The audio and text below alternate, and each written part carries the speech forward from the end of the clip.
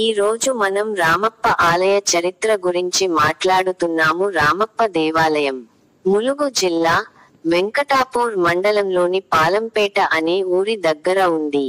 రామప్ప దేవాలయం ఓరుగల్లును పరిపాలించిన కాకతీయ రాజులు నిర్మించిన చారిత్రక దేవాలయం. ఇది తెలంగాణ రాష్ట్ర రాజధాని అయిన హైదరాబాదు నగరానికి 220 కి.మీ. దూరంలో, కాకతీయ వంశీకుల రాజధాని అయిన వరంగల్లు పట్టణానికి సుమారు 70 కి.మీ.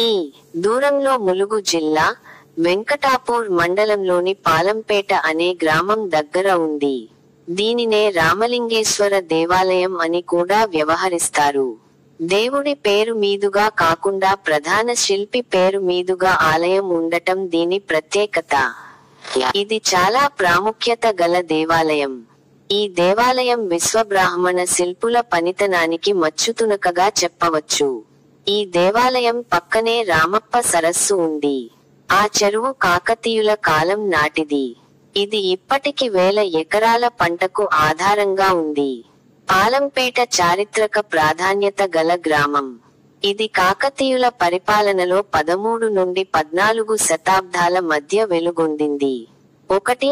కాకతీయ రాజు గణపతి దేవుడు ఈ దేవాలయంలో వేయించిన శిలాశాసనం ప్రకారం ఈ దేవాలయాన్ని రేచర్ల రుద్రయ్య నిర్మించాడు. 2. నిర్మాణం. ఈ దేవాలయాన్ని క్రీస్తు శకం 1213లో గణపతి దేవుని కాలానికి చెందిన రేచర్ల రుద్రుడు నిర్మించాడు. మధ్యయుగానికి చెందిన ఈ శివాలయం ఆలయంలో ఉన్న దైవం పేరు మీదుగా కాక దీనిని చెక్కిన ప్రధాన శిల్పి రామప్ప పేరు మీదుగా ఉండటం ఇక్కడి విశేషం. ఈ పేరుకు శివుని పేరు కూడా కలిపి రామలింగేశ్వర ఆలయం అని కూడా వ్యవహరిస్తారు. ఈ దేవాలయంలో ప్రధాన దైవము రామలింగేశ్వరుడు. ఇది విష్ణువు దశావతారాలలో ఒకరైన శ్రీరాముడు కొలిచిన లింగమైన రామలింగేశ్వరుడు ప్రధాన దైవముగా ఉన్న దేవాలయము. ఈ ఆలయం కాకతీయుల ప్రత్యేక శైలి అయిన ఎత్తైన పీఠంపై నక్షత్ర ఆకారాన్ని పోలి ఉంటుంది. ఈ ఆలయము తూర్పు దిశాభిముఖముగా ఎత్తైన వేదికపై గర్భాలయం, అంతర్భాగమున 3 వైపుల ప్రవేశ ద్వారములు గల మహామండపం కలిగి ఉంది. గర్భాలయంలో ఎత్తైన పీఠముపై నల్లని నునుపు రాతితో చెక్కబడిన పెద్ద శివలింగము ఉంది.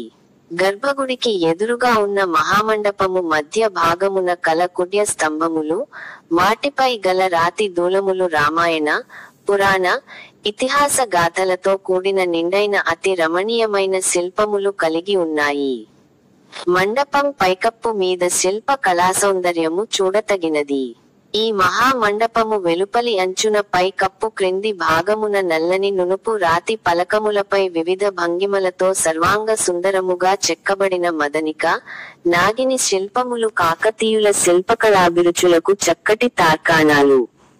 ఈ దేవాలయ ప్రాంగణలో ఇతర కట్టడములలో నంది మండపము, కామేశ్వర, కాటేశ్వర మొదలగు ఆలయములు చూడదగినవి. దేవాలయము శిల్ప సంపద కాకతీయ రాజుల నాటి శిల్ప శైలి తెలుపుతున్నది. దేవాలయం అత్యంత తేలికైన ఇటుకలతో నిర్మితమైనది. ఈ ఇటుకలు నీటి మీద తేలే అంత తేలికైనవి.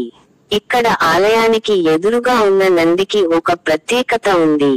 ఒక కాలు కొంచెం పైకి ఎత్తి పట్టుకొని, చెవులు రిక్కించి యజమాని ఎప్పుడు ఆజ్ఞాపిస్తాడా అన్నట్లుంటుంది.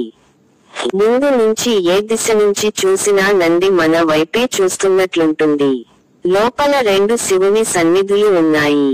శివుని వైపు చూస్తున్న నంది చెక్కబడి ఇప్పటికి చెక్కుచెదరకుండా ఉంది. ఆలయ ప్రత్యేకతలు. మార్చు.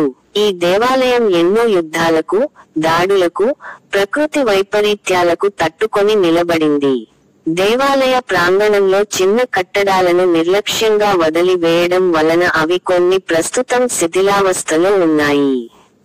కొంతమంది ఇక్కడున్న నీళ్లపై తేలే ఇటుకలను తీసుకొని వెళ్లిపోవడం ప్రారంభించారు. 5. అప్పటి నుంచి భారతీయ పురాతత్వ పర్యవేక్షక శాఖ దీన్ని ఇప్పుడు తమ ఆధీనంలోకి తీసుకొని పరిరక్షిస్తుంది.